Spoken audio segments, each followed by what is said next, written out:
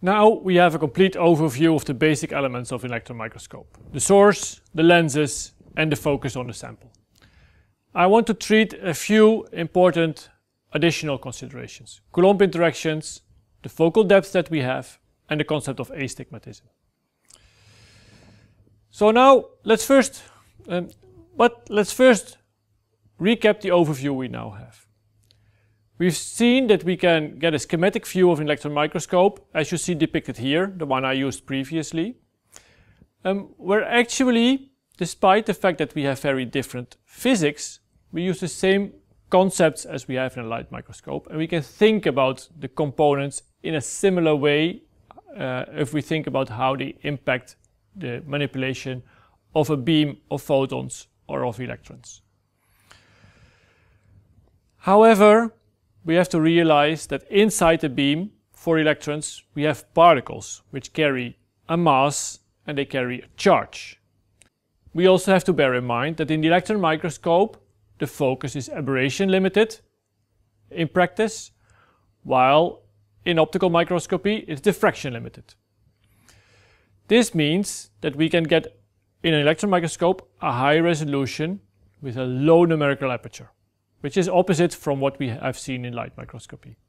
In addition, we have to realize that in electron microscope we are very sensitive to lens imperfections. We have macroscopic fields that we apply, and if there's a small imperfection, this will impact the magnetic or electric field, giving a distortion in the focusing of the beam. In a light microscope, we can polish the lens with very fine polishing methods, but this is not something that we can easily do in an electron microscope. Now, let's first look at the influence of the charge of the electrons on the beam properties. We know that electrons repel each other by Coulomb repulsion. We know the Coulomb force scales as the electric charge squared over a constant vector times the distance between the charges squared. So this means that the closer we bring the electrons together, so the higher the current in the beam, or the lower the velocity, a lower energy of the electrons means they travel closer together, the stronger the force between the particles. Now, this Coulomb repulsion between electrons can impact the performance of the properties of the beam in two different ways. First, they can laterally repel each other, leading to a broadening of the beam. This will mean that we lose, this will mean that our focus gets blurred, and we call this beam broadening.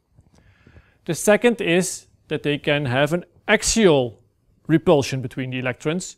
This means that the electron traveling up front gets accelerated, and the electron traveling behind the first electron gets decelerated. So this increases the energy dispersion in the beam, leading to more chromatic aberrations.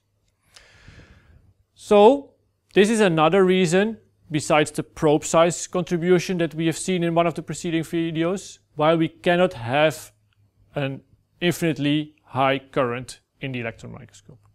Typically, the current in an electron microscope that we use in operation is on the order of hundreds of picoamperes to a few nanoamperes at max.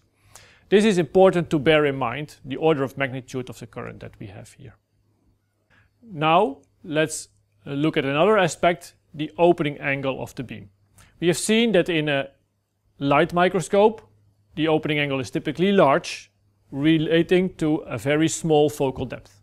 Now, in the electron microscope, the angle is small, on the order of milliradians, meaning that the focal depth is actually extended compared to a light microscope. This is also what we can see in the typical images that people use to demonstrate an electron microscope, like the images of bugs that you see depicted here. And note that this is, of course, a bug coated with gold in order to make the sample conductive, so to not show charging. We will deal with charging in the next lecture. But if you look at these images, you can appreciate that the entire bug, despite being of macroscopic size, appears in focus. And this is an effect of the small opening angle of the beam and hence the large focal depth.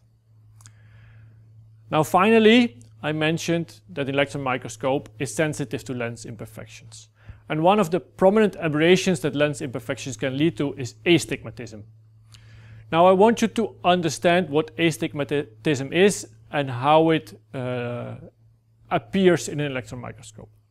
Astigmatism means that a lens is stronger in one of the lateral directions compared to the other lateral direction.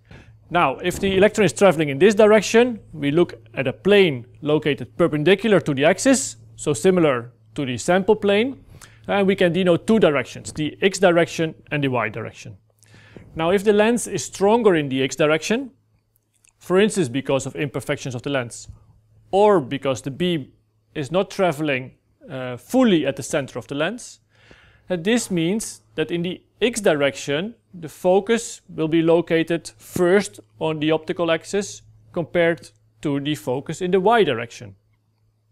So we will have a position where in the x direction the beam is in focus, while in the y direction is out of focus. And a bit later along the optical axis we will have a position where the y direction is in focus, but the x direction is out of focus. Now if we would now look for the best focus, this would be a position in between those two, where actually both directions are blurred. So we can spot the effect of astigmatism if we move our sample through focus, going from the x focus position to the y focus position, and we'll see that it leads to elongated defocusing in our beam, going from one direction to the other direction. Typical electron microscopes always have a knob to adjust astigmatism manually in order to find the best focus conditions. And this is something as an operator that you should always check and always adjust before starting your imaging process.